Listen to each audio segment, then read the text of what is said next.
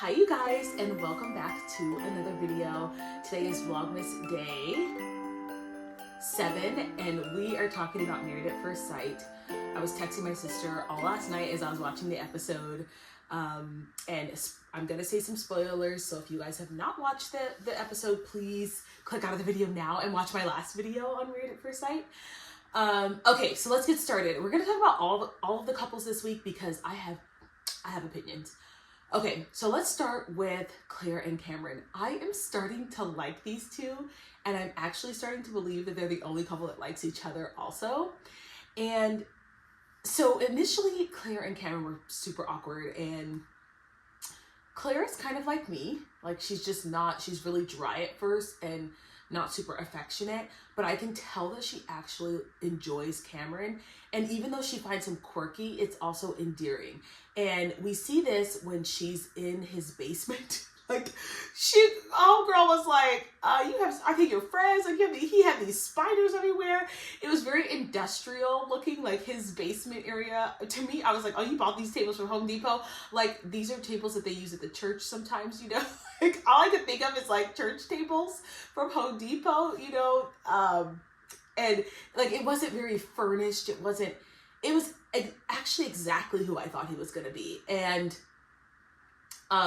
you know, she finds out that he, you know, used to do rescue roping, which I could see like her body kind of soften when she heard that about him, because she's trying to figure out who is behind the robot of Cameron, because he is a little bit robotic. And I think she's starting to see who he is and starting to appreciate him. And I'm glad that so what I'm seeing with this couple is that they're not coming in hot. Like, Becca and Austin were like, you know, sparks immediately kind of thing. And, what's the other couple's name? I don't even know their name. Brennan and, oh my gosh, I don't know the other girl's name. I gotta look up her name. Brennan's wife. Oh my gosh, what's her name? Anyway, the point is that Claire and Cameron kind of came in slowly, and I think that's why their relationship will last. And I said this in my last video. I think that Claire and Cameron are taking it slowly on purpose and doing what they need to do behind the camera. And it's showing up on film. Like, if you watch their body language and you watch how she responds to him, it's not with disgust or disdain. Like, she actually enjoys him. She thinks he's kind of funny. This is still new to her, but I think she actually likes him, and they both really want to make it work. And so I'm starting to enjoy them. I think Claire could be a little bit more affectionate. I think she could demonstrate a little bit more softness, but I don't think that there's anything necessarily wrong with what she's doing right now, because I can see her starting to open up, and I can see her starting to come in. I do think one of the things that this show did not do very well is match people up religiously. Like, Claire is a devout Catholic, and it sounds like Cameron is really like is a-religious, like agnostic, so to speak. And that's all fine when you're not planning to have children, but when you're planning to have children, it is a topic that comes up, because if you're a devout Catholic, you're going to want your kids to go do their communion. What is it called? You know, the steps they have to do, the 7 whatever. They're going to have to go, you know, the first communion. They're going to have to do their their catechism classes. And so if a husband is not on board with that, he needs to be on board with her raising the kids Catholic if she wants to. And so I'm a little nervous about that for them. And you know, we'll see how that goes. But I do think that the couples living together will give us a better insight of how they're actually going to work well together, because honeymoon is just honeymoon. Like, it's not real life. I am betting on Claire and Cameron, you guys. I am betting that this is the only couple that will last, and you guys will have to tell me in the comment section below if you think so too. Honestly, this episode wasn't that exciting for Claire and Cameron. They got to see how each other lived, and then they moved in, and everything seemed to be pretty much sweet and clean and peachy, and especially working through their differences in religion. Okay, this is what I was texting my sister about. Becca and Austin. Okay. I am disappointed in Pastor Cal for matching these two, because Austin was like, I'm a regular Christian. Okay, I don't know to what degree Austin believes or practices his faith, but when you're a Christian, it's very different than being Jewish. Like if you're a practicing Christian, it's very different than being Jewish. It's very different than being agnostic. And I think, you guys, that this is going to be the downfall of them. What I thought was interesting is how Austin has totally pulled back in, like, he's a loving person. He's affectionate. He's loving. But I think the reason why he hasn't slept with her is because he's like, nah, this is not it. Like, I'm not ready for this or this. He's still feeling things out with Becca. So while they're making all these comments about how they're good and they love each other, or not love each other, but they have love for each other, and that they're a match made in heaven and they're so similar, he hasn't pulled the trigger on that. And I don't blame him. I think just because you're married, you don't have to have sex, but I do think that, again, like I said in my last video, like, previously couples have jumped in and dived in, and this is an interesting series where they have not. So I think that Austin is going to have to do some soul searching and figure out if he's really okay with Becca being agnostic, because it does sound like when he and Pastor Cal were having that conversation, it does sound like he is a little bit more invested in his faith than she is. And Pastor Cal tried to smooth things over and say, well, love is love, and faith, your Christian faith is based on love and peace and kindness and forgiveness. And it's like, yeah, but it's like also based on the fact that Jesus died on the cross and rose again. Like I don't know how easily you can mesh agnosticism and Christianity, especially, again, when it comes to raising children. So I think Austin is doing some soul searching and trying to figure out if this is what he really wants. And I wish Pastor Cal would have matched him with someone who was, at the very least, if they were not going to be a Christian, someone who was very devout in their faith, because I think, my guess is that Austin said, I'm okay as long as she has a faith, and she said that she was Jewish, and I think they were like, oh, it'll be fine because she's Jewish, and he wanted someone who had faith. And then I think he's realizing that she's not someone who, like, she's culturally Jewish, but not like a practicing Jew. And so I think that's going to be a struggle for both of them to figure out where that line is. And Becca has a lot of trauma around Christianity, and I don't blame her. I mean, I think, sharing the gospel lovingly is really an important tool that Christians need to learn how to develop. We cannot just go around telling everybody that they're going to hell without any context of what that even means, what that means. We do have to be better about how we communicate the gospel to people. And I feel bad for Becca that she has been harshly treated by her friends who call themselves Christians. I think they mean well, because as believers, like, we always want everyone to also believe, and we always want everyone to be, on the same page. But it takes time, and how you do it and how you introduce it is just so critical.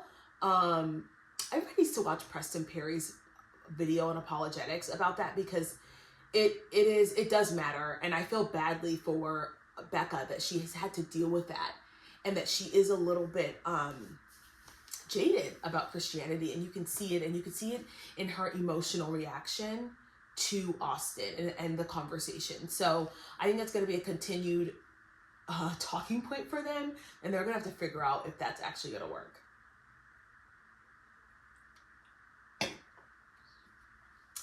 Emily and Brennan. Brennan doesn't want to move in with Emily. He is loving his single life. And I don't really know what's going on, but I could tell during the honeymoon that something was off with him, especially when he got upset that Emily said, oh, do you know how to have fun? Do you like to have fun? Like, his temper, there's something going on with his temper and his self-esteem and his security. And my husband actually pointed this out. That's why I love watching this with my husband, because he will call people out. He said that Brennan is insecure also. And I wonder if that's the case. And I really appreciated how Emily was going through his house and being like, this is so nice. Like, I love your desk. You're inspiring me. Because I think whether people want to call Emily a drunk or not, she's very sensitive, meaning she's sensitive to like what other people are feeling. She's empathetic in that way. And I think she could see that he was feeling a little nervous, a little, uneasy. And so she was trying to calm him down and kind of, reassure him and say, hey, this is okay. It's odd to me that when Pastor Cal asked him what it was that was causing him to not be attracted, that he wouldn't answer. It was also odd to me that when Emily asked him, hey, like, are you attracted to me? That he was like, I'm not going to answer. It's very interesting. It's almost like he's afraid of shaming his family or something, because he kept mentioning like, I'm really mindful of how I want to come across on television. I don't know if he's worried about his job. I don't know if he's worried about what his family's going to think, but maybe it's all settling in. That's what it seems like to me, is that it's settling in for him, that this is not a game. Like, this is real life. Your life is being filmed. People are going to see it. You're going to get judged, because you're on reality television, you're on public television. So I think Brennan is really trying to adjust to the reality of being on TV and having a film crew, and he's uncomfortable. And Emily, I do think Emily can pull back a little bit. I think her energy is going towards Brennan, and she needs to pull it back a little bit and let him come towards her. And she needs to kind of just be her fun, bubbly self and kind of be in her own world, and that will draw him to you. I do think that Brennan is hyper masculine in the sense that he wants to chase, and he wants to have this, he was saying, he's like, I don't feel that pull. Well, that's because they're all over each other. She needs to go to work. He needs to go to work. They need to miss each other a little bit. And I think he'll refine that spark. But the other thing is that he has to want to.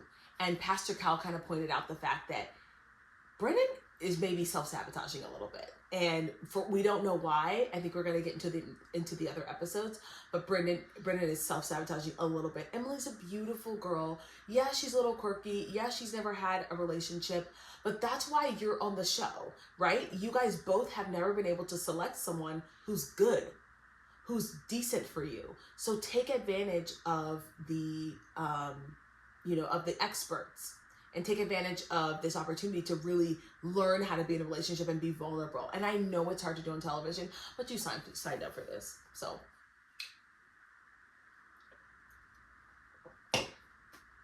Lauren and Orion, can I just say that I am loving this? Is her name Dr. Pia? She gathered Orion all the way together. She gathered him all the way together, Dr. Pia.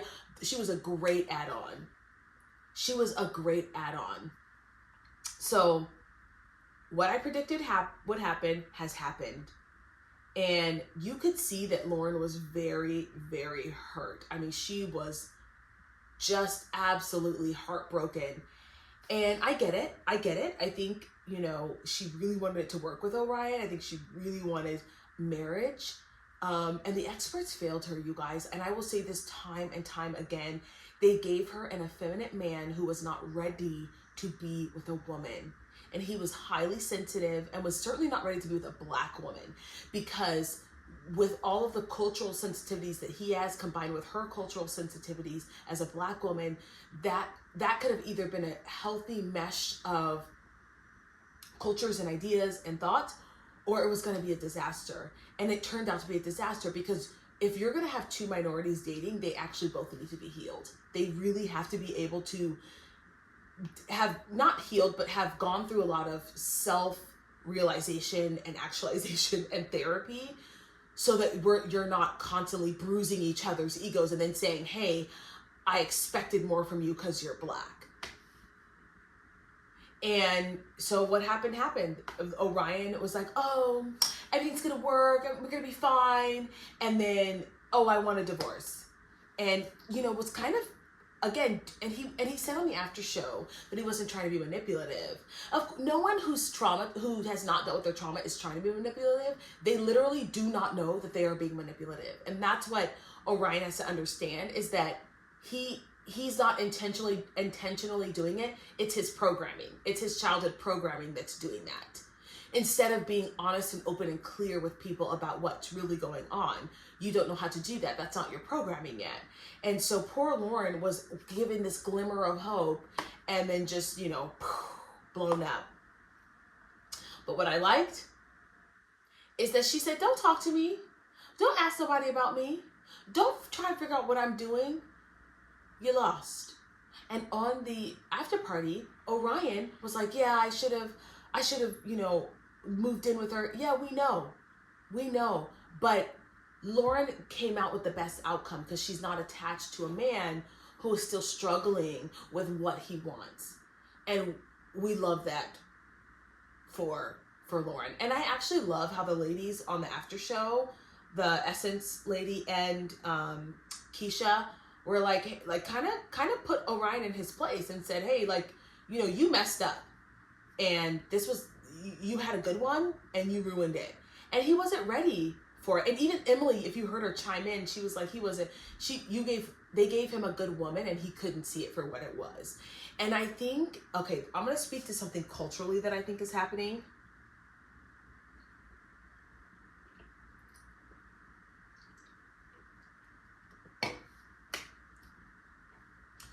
I think that we're seeing a rise in very confident, bold, successful, beautiful, intelligent women.